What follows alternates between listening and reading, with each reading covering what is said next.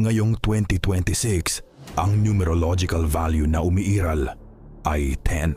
At kapag ito ay ni-reduce, nagiging 1. Ang ibig sabihin nito, ang 2026 ay sabay na wakas at simula. Sa tarot, ang bilang na 10 ay sumasalamin sa Wheel of Fortune. Ito ang gulong ng kapalaran. Paikot-ikot, pabago-bago, at madalas, wala sa ating kontrol. Sa 2026, maraming pangyayari ang tila bigla. May mga sitwasyong magtatapos kahit hindi pa tayo handa. Ngunit tandaan, ang gulong ay hindi umiikot para parusahan ka, kundi para ilipat ka sa tamang direksyon. Kapag ang 10 ay ni-reduce, ito ay nagiging 1. At sa tarot, ang 1 ay ang The Magician. Kung ang Wheel of Fortune ang nagbubukas ng pinto, ang Magician naman ang nagsasabing, "Ngayon, ikaw ang gagalaw." Ang 2026 ay hindi taon ng paghihintay.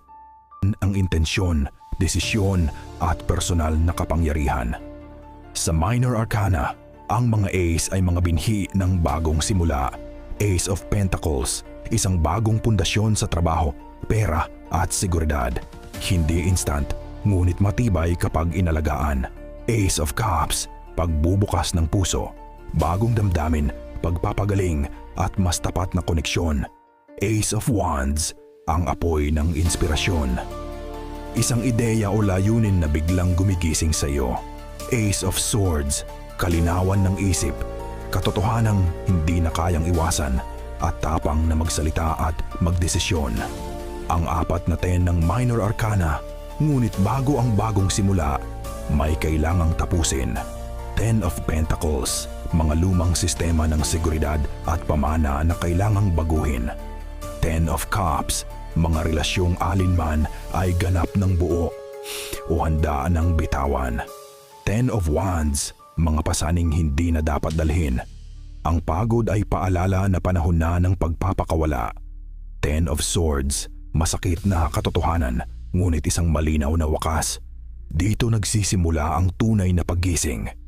Ang mensahe ng 2026 ay malinaw. May mga bagay na tatapusin ng kapalaran. Ngunit ikaw ang pipili kung paano ka magsisimula muli. Ang gulong ay umiikot, ngunit ang direksyon ay nasa iyong mga kamay. Ito ang taon ng kamalayan, pagpapasya at bagong kwento. At ang tanong ngayon, handa ka na bang maging ang magician ng sarili mong buhay?